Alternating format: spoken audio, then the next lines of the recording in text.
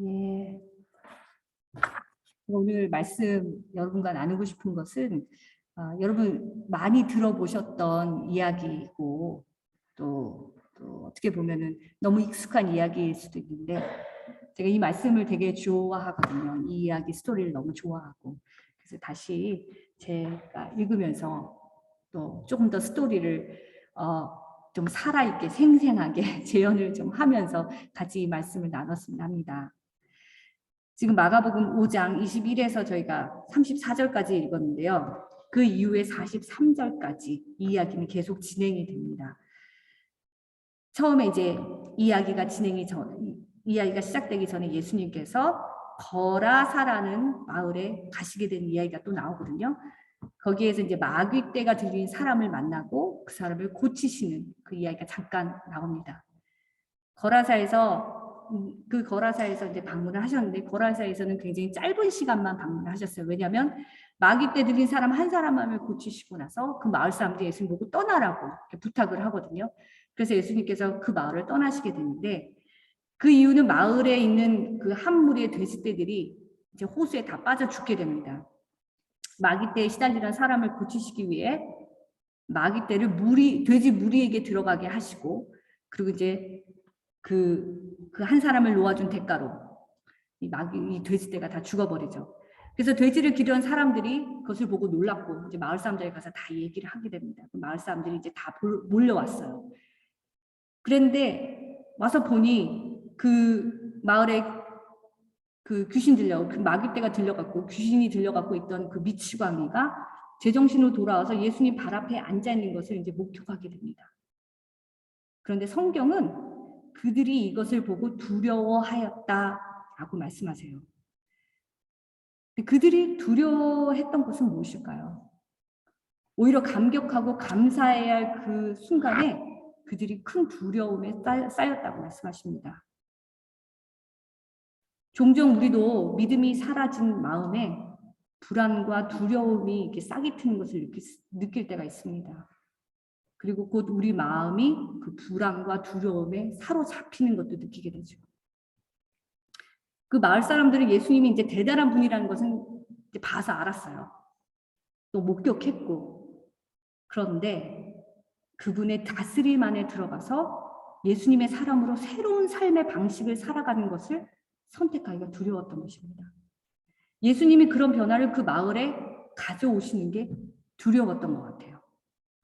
요한복음 1장 5절에 보면 빛이 어둠에 비치되 어둠이 깨닫지 못하더라 라는 말씀이죠. 그 후에 예수님께서 그 거라사라는 마을을 떠나시고 갈릴리 호수를 건너서 갈릴리 가버나움이라는 지역으로 돌아오셨습니다. 그곳에는 그전 마을의 거라사 마을과는 다르게 큰 무리의 사람들이 예수님을 기다리고 있었어요. 호수 하나를 두고 그 다른 마을이 예수님을 대하는 그 반응이 너무 달랐습니다. 이 마을의 환영 행사는 일단 큰 무리가 예수님 주변을 둘러싸는 것이었습니다. 소리도 지르고 막 난리가 났을 것 같아요. 누구나 조금 더 가까이 예수님께로 다가가려고 서로 밀고 당기고 하는 몸싸움이 거의 난장판이 아니었을 것 같아요. 그때 야이로라고 하는 유대인의 회당에서 중요한 직책을 맡고 있는 회당장이 운 좋게도 그 많은 사람들의 틈을 비집고 예수님 가까이에 올 수 있었습니다. 그리고 그는 예수님 발 앞에 엎드렸어요. 그 많은 사람들 속에서 한마디로 말하면 예수님 가시는 길을 막아 섰어요. 얼마나 간절했으면 수많은 사람들의 그런 눈총에도 불구하고 그 회당장이로서의 그런 체면에도 불구하고 예수님 가시는 길을 막았을까요? 그리고 이 아이로는 예수님께서 자신의 집으로 와달라고 예수님께 부탁을 합니다. 간청을 합니다. 예수님 스케줄이 엄청 바쁘다는 정도는 알고 있었을 텐데 염치도 없고 뻔뻔한 부탁이었어요. 하지만 죽어가는 딸 앞에서 아무것도 할 수 없는 그 아빠에게는 그런 염치나 뻔뻔함이 문제가 되지 않는 것이었습니다. 야이로가 딸을 위해 할 수 있는 마지막 방법이었어요. 그는 예수님을 자기의 집에 모시고 가서 예수님이 딸에게 손을 얹고 기도를 해주신다면 딸이 살아나지 않을까 하는 희망을 갖고 있었습니다. 그런데 왜 이제서야 예수님을 만나야겠다는 결심을 했을까요? 왜 좀 더 빨리 예수님 발 앞에 엎드려지지 않았을까요? 왜 우리는 우리의 방법을 내려놓고 주님을 온전히 의지하는 일이 이렇게 힘이 들까요? 세상을 살아가면서 많은 문제들 앞에서 우리가 여러 가지 해결 방법들을 배웠고 또 어느 정도 우리가 했던 방법들이 잘 맞을 때가 있었어요. 그런데 어떤 순간에는 그런 방법들이 더 이상 소용이 없고 우리를 배신할 때가 있습니다. 그때 비로소 우리는 이 세상을 만드신 분, 우리를 만드신 분, 그리고 우리가 다시 돌아가야 할 그분께 집중하게 됩니다. 시편 121편에 아까 목사님 처음에 그 말씀 인용해 주셨는데 나의 도움은 천지를 지으신 여호와에게서로다 라고 고백할 때가 오죠. 야이로의 이야기 중간에 등장하는 혈육병을 앓던 여자의 이야기도 이와 같았을 것입니다. 병을 고치기 위해 자신의 재산을 다 써버리고 남은 것도 이제는 없고요. 의지할 것도 없고 이 이름 모를 여자가 그렇게 했던 것처럼 야이로도 딸의 병을 고치기 위해 모든 수단과 방법을 다 가리지 않고 모든 노력을 다했을 것입니다. 인간이라면 누구에나 일어날 수 있는 그런 고통스러운 그런 일들을 겪었던 거죠. 그런데 예수님은 야이로가 그렇게 부탁을 했을 때, 간청을 했을 때 흔쾌히 그의 부탁을 들어주셨어요. 그리고 이제 야이로와 함께 동행을 하기 시작하십니다. 여전히 큰 무리에 둘러싸여 있는 예수님과 야이로는 길을 찾아 앞으로 이제 나아가기조차 어려웠을 거예요. 그래서 야이로가 길을 터서 몇 발자국 나가면 그 다음에 예수님이 또 같이 동행해 주시고 그런 그림이 아니었을까 하는 생각이 듭니다. 그런데 그 중간쯤에 이 문제의 여자가 등장을 합니다. 이 혈류병 앓는 이 여자 때문에 예수님이 가시던 길을 멈춰야 했던 것입니다. 그렇지 않아도 빨리 가지도 못하고 있는데 예수님은 누가 자기에게 손을 댔다고 말씀하시면서 길을 멈춰서는 거예요. 그러자 베드로가 말하죠. 예수님, 도대체 이 많은 사람들이 예수님을 둘러싸고 있는 것이 안 보이십니까? 수많은 사람들이 예수님을 밀고 당기고 있잖아요. 가끔씩은 이렇게 상황과 맞지 않는 말씀을 하시는 예수님을 누구보다 베드로는 가까이서 많이 경험을 했었을 거예요. 그래서 또 질문을 이렇게 하는 거죠. 예수님, 지금 이 상황에 맞는 말씀을 하시는 거예요? 도대체 무슨 엉뚱한 말씀을 하시는 겁니까? 대체 무슨 일이 일어나고 있는지 보이지 않으십니까? 이렇게 질문을 하는 거죠. 세상이 뒤집어지는 일이 일어나도 우리가 듣고 있는 이 전쟁의 소문이 일어나고 있는 우크라이나에서도 예수님은 여전히 구원의 일을 하고 계십니다. 구원자 예수님, 생명을 주시고 회복을 주시는 예수님은 이 난리통 속에서도 본인의 일을 하고 계세요. 누군가를 구원하시는 거죠. 그리고 곧 혈류병 앓던 그 여자가 죄인처럼 어딘가에 숨어 있다가 자석에 빨려드는 것처럼 예수님 앞에 나옵니다. 자신이 혈류병을 앓고 있는 사람이라는 게 밝혀지면 유대인들의 법으로 어떤 형벌을 받을지 알 수 없었던 거예요. 그런데 이 여자는 처벌이 무서워 뒤에 숨어 있는 대신에 과감히 자신을 드러내고 앞으로 나왔습니다. 그리고 예수님 옷에 손을 대는 순간 자신의 병이 나았다는 것을 느꼈다고 고백을 했죠. 피가 멎은 것입니다. 예수님 옆에서 이 모든 것을 지켜보던 야이로의 마음은 어땠을까요? 이 여자의 고백을 들으면서 예수님에 대해 더 큰 확신을 갖게 됐었을 거예요. 이분이야말로 자기 딸을 고칠 수 있는 분이라는 생각이 막 들었을 거예요. 확신이 들었을 거예요. 이제 빨리 집에 가기만 하면 모든 문제는 해결될 것이라는 소망이 생겼을 거예요. 그런데 그 순간 또 이야기가 역전이 됩니다. 야이로 집안의 하인이 급히 달려오는 것이 보였어요. 그리고 야이로에게 그 딸이 결국 죽었다고 말하는 것이에요. 그리고 또 말합니다. 예수님이 오셔서 할 일이 없어졌으니 예수님 이제 그만 돌아가시게 하라는 거예요. 혈류병 여자의 기적의 순간을 지켜보면서 희망과 감격으로 예수님께서 자신의 아픈 딸에게도 손을 얹고 기도해 주신다면 기적이 일어날 거라는 것을 상상하고 있었는데, 그래서 막 그 믿음과 희망이 막 차오르고 있었는데, 이 소식을 들은 야이로는 아마 하늘이 무너지는 것 같았을 것입니다. 다리에 힘이 풀어지고 그 자리에 주저앉았겠죠. 예수님을 만났고 예수님에게 딸의 사정을 얘기하고 흔쾌히 자신과 함께 집으로 가시겠다는 예수님의 약속도 받았고 대답도 들었고 정말 기적이 일어났다고 생각했을 것이에요. 하나님께서 이 모든 일을 도우셨다는 것을 알았을 것이고 이 모든 일이 하나님의 계획이었다는 것도 알았을 것이에요. 그런데 갑자기 딸이 죽었다는 것은 자신의 이 기적의 스토리에는 없던 얘기예요. 하나님이 정말 돕고 계신 줄 알았는데, 예수님과 함께 얼마간 그 길을 걸었던 그 시간이 순간 야이로의 머릿속에 스쳐 지나가지 않았을까요? 그리고 야이로가 다시 예수님을 올려다봅니다. 그때 예수님께서 말씀하십니다. 지금 말씀 마가복음 5장 35절부터 시작되는 말씀이죠. 아직 예수께서 말씀하실 때 회당장의 집에서 사람들이 와서 회당장에게 이르되 당신의 딸이 죽었나이다. 어찌하여 선생을 더 괴롭게 하시나이까? 예수께서 그 하는 말을 곁에서 들으시고 회당장에게 이르시되 두려워 말고 믿기만 하라 하시고, 그때 예수님이 이렇게 말씀하신 거죠. 두려워 말고 믿기만 해라. 그러시면서 아마 주저앉아 있는 야이로의 손을 붙잡아 주셨을 것 같아요. 이렇게 예수님의 말씀을 들은 야이로에겐 믿음이 생겼어요. 그러자 두려움이 사라지는 것을 경험하지 않았을까요? 그가 다시 힘을 내서 예수님과 동행하기로 한 것이에요. 예수님, 다 끝났어요. 돌아가세요. 라고 말하지 않았어요. 이 길을 야이로와 함께 걸으시는 예수님은 그 길을 가면서 그에게 또 어떤 말씀을 해주셨을까요? 가시는 길에 또 예수님 앞을 막아서면서 자신의 병을 고쳐달라고 하는 사람들 위해 멈춰서서 병을 고쳐주시지 않았을까요? 이 모든 과정을 예수님과 동행하면서 야이로 마음에는 어쩌면 모든 두려움이 사라지고 오직 예수님께 사로잡혀서 세상이 줄 수 없는 평안을 느꼈을지도 몰라요. 그 두려움의 순간에.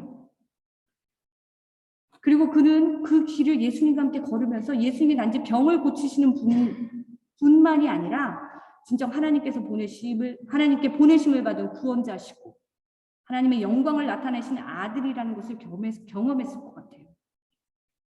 예수님과 동행할 때 죽음도 맞설 수 있다는 것을 깨달았을 것 같아요. 예수님을 믿을 때 그 어떤 두려움도 자신을 눌러서 그 자리에 주저앉게 할 수 없다는 것을 깨달았을 거예요. 그래서 계속 앞으로 나아갈 수 있었어요. 그리고 그 동행 끝에는 딸의 죽음이 아니라 딸이 다시 살아나는 것을 보게 될 것이라는 믿음이 생겼어요. 이제 거의 집에 도착했을 때였습니다. 집안에서 가득한 곡소리를 듣게 되는 거죠. 어린 딸아이가 죽었으니 그 곡소리가 얼마나 슬프고 얼마나 더 가슴 아픈 그 울부짖음이었을까요? 온 이웃들과 친척들이 다 와서 함께 울며 딸을 잃어버린 엄마를 위로하고 있었습니다. 이 참담한 현장에서 야이로는 예수님과 예수님을 따라온 수많은 사람들이 있고 집 안으로 들어섭니다. 예수님이 오지 않을 줄 알았는데 예수님이 온 걸 본 아내가 집안에 모여있는 아내와 그 집안에 모여있던 사람들이 예수님한테 눈길 한번 주지 않았을 것 같아요. 예수님은 더 이상 필요 없는 존재인데 환영받지 못한 존재가 되었습니다. 그때 예수님께서 사람들에게 말씀하셨습니다. 이 아이가 죽은 게 아니라 자고 있는데 왜 초상집처럼 울고 있느냐. 이 말을 들은 사람들은 기가 막혀 비웃었다고 합니다. 성경에 비웃었다라는 말이 나와요. 아마 예수님이라는 분이 소문과는 다르게 상황 판단도 안 되고 책임지지도 못하면 막 던지시는 분이 아닌가? 그런 생각을 하는 사람들도 생겼을 거예요. 아이 엄마는 도대체 뭐 때문에 남편이 허둥지둥 저런 분을 찾으러 갔던가 하는 그런 후회도 들었을 것 같아요. 이 기가 막힌 상황에서 예수님이 조금이라도 도움이 될 수 있다는 생각은 못했습니다. 저분이 죽음을 이길 수 있는 분인가? 이 같은 절망을 변화시킬 수 있는 분인가? 하는 의심이 마음에 들었습니다. 그런데 이 상황에서 가장 당황스럽고 혼란스러웠던 사람은 야이로가 아니었을까요? 딸의 죽음 앞에 서서 다시 한번 마음이 무너지는 것을 느꼈을 것 같아요. 어쩌면 집안에 가득한 사람들이 예수님을 비웃는 것을 보면서 자신의 믿음도 흔들렸을지 모르겠어요. 정말 예수님이 내 딸을 살려낼 수 있을까 하는 의심이 또 생겼을지도 모르죠. 그 순간 예수님은 이들의 불신에 찬 비웃음에도 아랑곳 없이 베드로와 요한, 야고보 그리고 야이로의 부부반을 불러서 따로 부르십니다. 방으로 들어가세요. 그리고 함께 딸아이가 누워있는 방으로 들어가셔서 이제 방으로 들어가자마자 이제 죽어있는 딸아이를 마주하게 됩니다. 그때 이 아이의 부모는 다시 한번 마음이 무너졌을 것 같아요. 하지만 예수님과 다시 동행을 시작한 야이로는 소리 치며 울고불고 있는 아내를 두 손으로 강하게 붙잡고 예수님이 하신 일을 조용히 기다리게 됐을 것 같습니다. 예수님과 함께 있는 이 순간 다시 한번 모든 두려움이 사라지고 예수님 앞에 자신이 드릴 것은 믿음밖에 없다고 깨닫게 되었을 것 같습니다. 그리고 다시 한번 그 혈루병을 앓았던 여인의 기적을 생각했을지도 모르죠. 믿음으로 예수님을 만졌던 여자에게 일어났던 그 기적이 이 방 안에서 일어날 수 있다는 믿음이 생겼을 거예요. 그리고 예수님께서 그 딸아이의 손을 잡고 아이에게 달리다쿰이라고 말씀하시는 그 음성에 귀를 기울였습니다. 일어나라 아이야 라는 뜻이죠. 잠자고 있던 아이를 깨우시듯 말씀하시는 예수님은 대단한 퍼포먼스를 하신 것도 아니고 대단한 성경 구절을 이용하시거나 마귀를 내쫓는 기도를 하신다거나 아이에게 심지어 손을 얹고 기도하지도 않으셨어요. 그저 평소에 아이들 대하시는 그런 부드러운 음성으로 아이를 깨우셨습니다. 그래서 아이가 잠에서 깬 듯이 일어나서 부모에게 걸어왔어요. 야이로와 그 아내는 너무 놀라 아무 말도 못했을 것입니다. 자신이 지금 제대로 보고 있는지 듣고 있는지 너무 의심이 들었을 것 같아요. 예수님은 정신 나간 부모에게 어서 아이에게 음식을 갖다 주라고 하십니다. 아이가 배고파하는 것을 아셨겠죠. 이 작은 아이가 겪었을 그 힘든 시간을 아시고 아이를 돌보시는 주님의 마음이 느껴집니다. 이 순간 이 방에서 제일 중요한 사람은 이 아이였어요. 예수님은 오히려 이 일을 지켜보던 사람들의 흥분과 놀라움을 가라앉히시면서 이 일을 아무에게도 말하지 말라고 하셨어요. 물론 아무 말이 없다고 해서 이 기적이 숨겨지는 건 아닐 거예요. 그럼에도 예수님은 다른 사람에게 말하지 말라고 말씀하십니다. 어떻게 이 상황이 마무리되는지는 잘 모르겠어요. 적혀있지 않거든요, 성경에. 하지만 분명한 것은 3명의 제자와 야이로, 그의 아내, 그리고 이것을 지켜본 사람들은 예수님이 죽음을 이기시고 생명을 주시는 분이라는 것을 목격한 것입니다. 죽은 딸이 이 죽음이 딸 아이의 몸에서 떠나가는 것을 봤고 그 순간 예수님의 생명이 그 차가운 딸 아이의 시신에 임하는 것을 봤습니다. 예수님께서 함께 길을 걷던 야이로에게 말씀하셨죠. 두려워 말고 믿기만 해라. 그러면 너의 딸이 구원을 얻으리라. 예수님과 동행하기를 포기하지 않았던 야이로는 결국 딸이 구원받는 것을 봤습니다. 딸이 죽었다는 소식을 들었을 때 다 끝났다고 생각하고 주저앉아 있을 그때 거기서 포기하지 않았습니다. 다시 힘을 내서 예수님과 걷기 시작했습니다. 그리고 마침내 딸의 부활을 경험했고 부활의 주님을 만났습니다. 예수님은 부활의 주님이십니다. 예수님은 죽음을 이기신 분이시고 우리에게 생명을 주신 분이십니다. 우리 모두가 이 일의 증인입니다. 왜냐하면 여기 모인 우리는 이 일을 믿기 때문에 예수님을 예배하러 온 것입니다. 그리고 부활의 주님께서 우리의 삶 속에 이 같은 일을 하실 것을 고백하기 위해서 이 자리에 모인 것입니다. 때론 포기하고 싶고 믿고 나아가다가도 예상치 못한 어려움이 우리 앞을 막아설 때 두려움과 의심이 생기기도 하죠. 제 얘기를 잠깐 드리자면 2006년도에 이제 모로코라는 낯선 나라에 이제 어린아이 둘을 이제 업고 저희 남편과 이민 가방 6개인가 4개인가를 들고 이제 도착을 했습니다. 처음 비행기에서 이제 모로코를 이렇게 내려다보면서 황량하고 황토색 그 빛이 가득한 그 들판을 보면서 참 감격했고 가슴이 떨렸던 순간이 기억납니다. 선교사가 되기로 결심하고 8년이 지나서 이제 모로코에 도착을 했습니다. 훈련의 시간이 길었어요. 영어도 배우고 불어도 배우고 뭐 신학 공부도 해야 됐고 또 무슨 훈련 하면서 긴 시간을 통과해야 됐습니다. 그리고 이제 드디어 모로코에 도착을 했는데 이제 또다시 훈련의 시간이 이어지는 거예요. 문화도 적응하고 또다시 언어도 배우고 어린 아이들 이제 데리고 왔으니 걔네들도 이제 건강히 키워야 되고 교육도 뭐 시켜야 되고 뭐 여러 가지 쉽지 않은 일들이 많았습니다. 그래도 기도하면서 날마다 전도하고 또 전도하면 사람들이 막 변화되고 그런 걸 막 계속 꿈을 꿨죠. 그렇게 될 줄 알았어요. 그런데 저희의 기대와는 너무 다르게 저희가 매일매일 예수님과 동행하기가 힘들었습니다. 저희를 놀리는 사람들, 위협하는 사람들, 속이는 사람들로 막 가득했어요. 거기에서 우리가 할 수 있는 게 뭘까? 실망하고 회의하고 좌절했던 시간이 참 많았습니다. 그런데 더 참을 수 없고 힘들었던 일은 저희한테 비자를 내어주지 않는 경찰들과 씨름하는 일이었어요. 정말 너무너무 포기하고 싶은 순간들이 몇 번 있었습니다. 더 이상 한 발자국도 나갈 힘이 없고 기도할 힘도 없고 믿음이란 것이 저희 마음에 하나도 남아있지 않은 것 같은 순간들이 많이 있었어요. 한 3번 정도 그런 일이 있었는데 그런데 그 상황들이 다 지나고 또다시 끝내 비자를 받고 다시 살아갈 힘이 생겼던 걸 생각하면 정말 모든 것이 저희 힘이 아니라 하나님이 하셨던 것 같은 생각이 정말 들어요. 저희가 기도하기 정말 힘든 그 순간에 예수님 제발 도와주세요 라고 신음처럼 막 이렇게 내뱉었던 그 기도를 우리 예수님께서 들어주셨다는 확신이 듭니다. 우리는 모두 믿음을 시작했지만 더 큰 어려움이 닥칠 때 의심과 두려움에 사로잡힐 수 있습니다.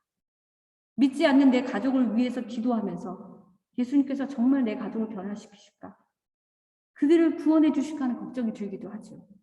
변하지 않는 가족들을 보면서 그냥 기도를 포기하고 싶은 생각도 들고 때로 우리의 기도가 형식처럼 변해갈 때도 있습니다. 그런데 죽었던 이 아이가 살아난 것을 본 사람들은 정말 이 일을 같이 경험하지 못한 사람들에게 전하지 않을 수 있었을까요? 지금 이 말씀을 들으면서 믿음으로 이 스토리 현장을 지금 지켜본 우리가 그들처럼 부활의 주님을 만난 게 아닐까요? 죽음을 이기시고 생명을 주시는 주님을 만났습니다. 초상집이 잔치집으로 변하는 그 현장을 우리가 이렇게 지켜본 거예요. 그리고 이제 부활의 주님과 함께 이 잔치에 초대를 받게 된 것입니다. 두려워 말고 믿기만 해라. 그리고 그 딸이 구원받는 것을 볼 것이다. 라고 말씀하신 주님의 음성이 정말 주님의 음성을 잊을 수 있을까요? 두려워 말고 믿기만 해라. 예수님의 구원이 믿지 않은 가족에게 임하는 것을 보게 될 것이다. 죽음과 절망으로 가득한 이 현실 가운데 구원이 임하는 것을 보게 될 것이다. 생명이 임하는 것을 보게 될 것이다. 라고 주님 말씀하시지 않을까요, 지금? 예수님과 동행하기를 포기하지 마시기 바랍니다. 의심이 생기고 두려움이 깊어질 때 포기하지 마시고 다시 예수님의 손을 붙잡으시기를 부탁드립니다. 예수님 저에게 믿음을 주세요. 라고 기도하세요. 히브리서 12장 1절 말씀에 보면 구름같이 둘러싼 허다한 증인들이 이렇게 힘든 믿음의 경주를 인내하며 끝까지 완주했다고 말하고 있습니다. 우리가 해내야 하는 믿음의 경주는 결코 쉽지 않습니다. 우리의 삶의 현장 속에서 업앤다운 끊없이 일어나는 이런 어려움들을 살아내야만 합니다. 그러나 오늘 다시 우리가 이 부활의 주님을 만난다면 그리고 생명을 주시는 주님을 만난다면 그 자리에 그 현장에 이 야이로의 집에 우리가 예수님과 같이 동행했다면 우리는 다시 예수님과 또 우리의 삶 속에서 동행할 용기를 얻게 됩니다. 같이 기도하시겠습니다. 사랑하는 예수님, 하나님 말씀의 이 귀한 스토리를 담아주셔서 감사합니다. 그리고 이 이야기를 우리가 듣게 하실 뿐만 아니라 이 이야기 현장 속으로 우리를 초대해 주셔서 너무나 감사합니다. 그래서 우리가 이곳에서 부활의 주님을 만났습니다. 예수님께서 하신 일들을 우리가 목격하였고 우리가 증인이 되었습니다. 이 일이 바로 우리의 삶 가운데 일어날 것을 믿게 하셨습니다. 지금도 두려워 말고 믿기만 해라라고 말씀하신 예수님의 음성이 우리 각자의 마음에 들리는 것을 믿습니다. 다시 한번 듣게 하시고 우리 영의 귀를 열어서 듣게 하시고 들을 뿐만 아니라 그 음성을 들을 때 우리 마음 가운데 생겨나는 믿음이 우리를 사로잡게 하여 주시옵소서. 그 믿음으로 우리가 정말 다시 한번 주님과 동행하겠습니다. 우리 가족들을 위해서 기도하고 우리가 만나서 또 예수님을 알지 못하는 자들에게 우리가 증인으로 살겠습니다. 그리고 우리가 예수님께서 우리의 삶 가운데 새롭게 시작하시는 그 생명의 길, 회복의 길로 나아가겠습니다. 감사합니다, 예수님. 예수님의 이름으로 기도했습니다. 아멘.